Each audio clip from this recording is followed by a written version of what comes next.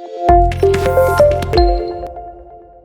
کسی بھی بچے کی پرفارمنس کو جو میجر کرتے ہیں بیسیکلی کمیونیکیشن کے ٹول سے ہی میجر کرتے ہیں.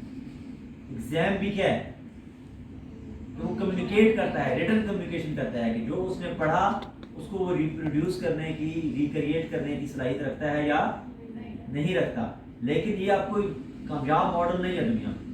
اب اس کے اوپر بہت زیادہ تنقید ہو رہی ہے کہ ہمارا برین اسٹوریج ڈیوائس نہیں ہے, اس سے آپ اسٹور کا کام نہ لیں.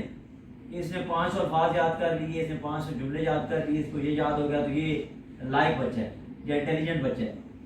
اب فرض کر لیں میرے ہی برین ہے, میرے برین میں اتنا ڈیٹا جو حاضر جس کو میں فوراً واپس لا سکوں اس سے زیادہ تو وہ وجاہت موبائل میں موجود ہوگا. مجھے کیا ضرورت ہے ہر چیز یاد کرنے کی. میرے برین کا تو اصل فنکشن تھا انفارمیشن اور ڈیٹا جائے, میں اس کا انالیسس کروں اور فیصلے کروں. وہ فیصلے کیسے ہیں, دیٹ از مور امپورٹنٹ, نہ کہ میں یہ یاد کروں کہ فلاں کی آبادی کتنی, فلاں کا ایریا کتنا, فلاں کیسے. یعنی کہ ہمارا پورا جو سسٹم ہے اس کے اوپر ڈیزائن ہے برین کو اسٹوریج ڈیوائس بنانے پہ ڈیزائن ہے. پرانے دور میں اس کی امپورٹنس تھی کیونکہ کتابوں کی صورت میں علم سیو نہیں تھا. پرانے زمانے میں اس کی امپورٹنس تھی کہ ڈیٹا موبائل میں سیو نہیں تھا, ڈیٹا کمپیوٹر میں سیو نہیں تھا.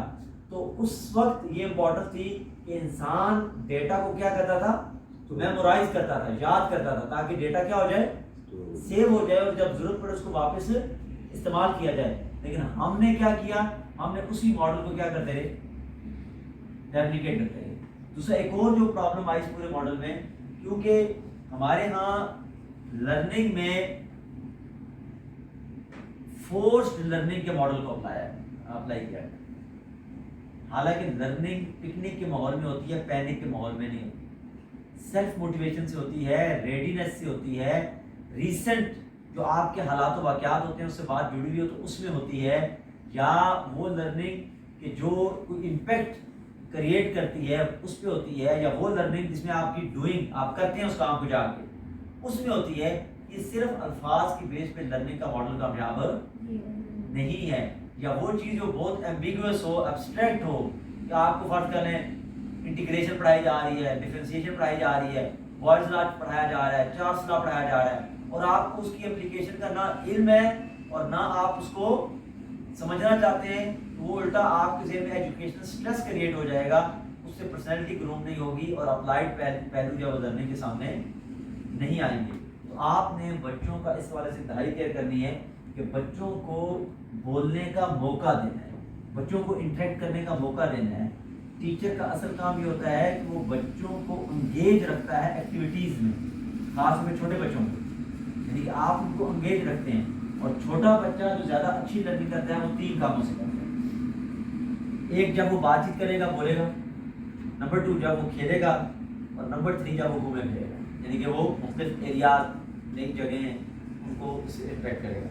یہ 3 کام جو بچہ نہیں کرے گا, صرف کلاس روم کے اندر لرننگ ماڈل کامیاب نہیں ہے. بلکہ ایک ریسرچ ہے 10-20-70 ماڈل. 10-20-70 ماڈل یہ کہتا ہے کہ انسان کی جو کلاس روم میں لرننگ ہے دیٹ از اونلی 10%. کتنے پرسنٹ؟ اونلی 10%. 20% لرننگ کرتا ہے وہ seminar, training, extra curricular activities, book reading, interaction, اس طرح کی چیزوں سے.